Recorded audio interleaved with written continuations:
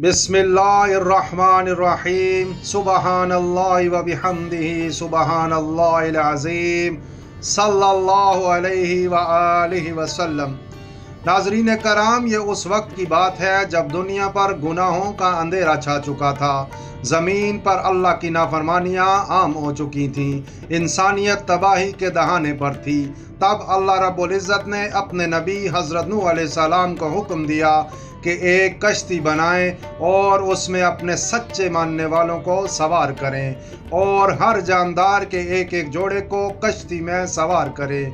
तूफ़ान का वक्त करीब था। हज़रत नूह अलैहिस्सलाम ने अल्लाह के हुक्म के मुताबिक एक अजीम कश्ती तैयार की, मोमिनों को बिठाया, जानवरों के जोड़े बिठाए और फिर अल्लाह के हुक्म से तूफ़ान आया। पानी ज़मीन से उबलने लगा, आसमान से बरसने लगा, ज़मीन पर एक तूफ़ान बरपा हुआ। कश्ती नूह मौजों पर तैरने लगी। उसी दौरान एक अजीब मंजर देखा गया। हज़रत नूह अलैहिस्सलाम के साथियों ने एक अजीब व गरीब बूढ़े शख्स को कश्ती में मौजूद पाया। उसके चेहरे पर अजीब सी चालाकी और अय्यारी नुमाया थी।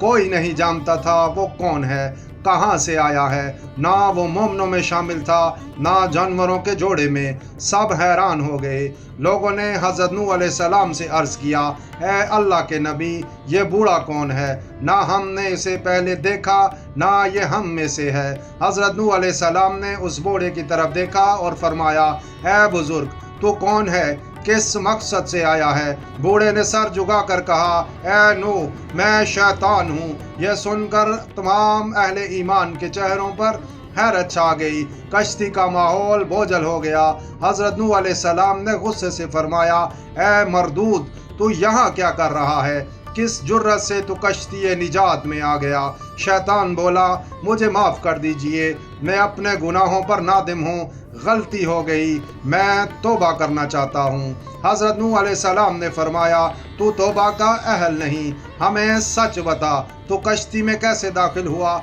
और तू कौन सी चालों से इंसानों को तबाह करता है? अगर सच बोलेगा तो हम तुझे छोड़ देंगे, वरना तुझे यहीं पकड़ लेंगे। शैतान ने आ भरी और बोला, मैं आपसे वादा करता हूँ कि मैं अपने सबसे मौसर हथियार बता देता हूँ जो मैं इंसानों के ख़िलाफ़ इस्तेमाल करता हूँ और जिनकी वजह से उन्हें सबसे ज़्यादा नुकसान होता है। हज़रत नूह ने फरमाया, बता वो हथियार कौन है? शैतान बोला, मेरे दो हथियार ऐसे हैं जो इंसान को बातिन से खोखला कर देते हैं, उसे तबाह बर्बाद कर देते हैं। वो उनमें से एक है हसद। हसद वो बीमारी है जिससे सबसे पहले मैं खुद बर्बाद हुआ। मुझे आदम अलैहिस्सलाम को सजदा करने का हुक्म दिया गया, मगर मेरे दिल में हसद की आग भड़क उठी। मैंने कहा, मैं आग से बना हूँ और ये मिट्टी से। उसी हसद ने मुझे जिंदा दरगार कर दिया और मैं शैतान कहलाया। हसद एक ऐसी अंदरूनी आग है जो इंसान के दिल को जलाकर राख कर देती है। उसे दूसरों की नेमतें देखकर तकलीफ होती है। वो चाहता है कि जिसके पास दौलत, इल्म, इज्जत हो वो सब छिन जाए। यहाँ तक कि वो नेमतें अगर उसे मिल भी जाएं तो फिर भी उसका दिल मुतमईन नहीं होता। दूसरा हथियार है हिर्स। हिर्स इंसान को हमेशा बेचैन रखती है। हज़रत आदम अलैहिस्सलाम को जन्नत में सब कुछ मिला था, मगर मैंने उन्हें हिर्स दिलाई कि उस दरख्त का फल खाओ ताकि हमेशा जीते रहो, फरिश्तों की तरह बन जाओ। बस यही हिर्स थी जिसने उन्हें ज़मीन पर उतार दिया। हिर्स इंसान को कनाअत से दूर करती है और उसे कभी सुकून नहीं लेने देती। शैतान ने कहा, जब मैं किसी के दिल में हसद या हिर्स डाल देता हूँ तो वह खुद ब खुद मेरे काबू में आ जाता है। उसे इबादत भारी लगती है, दूसरों से नफरत होने लगती है और वो रब से दूर हो जाता है।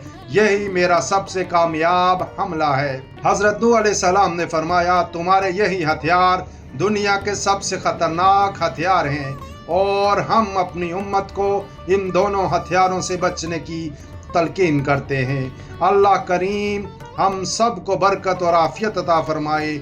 आमीन या रब्बल आलमीन। जज़ाकल्लाह खैर।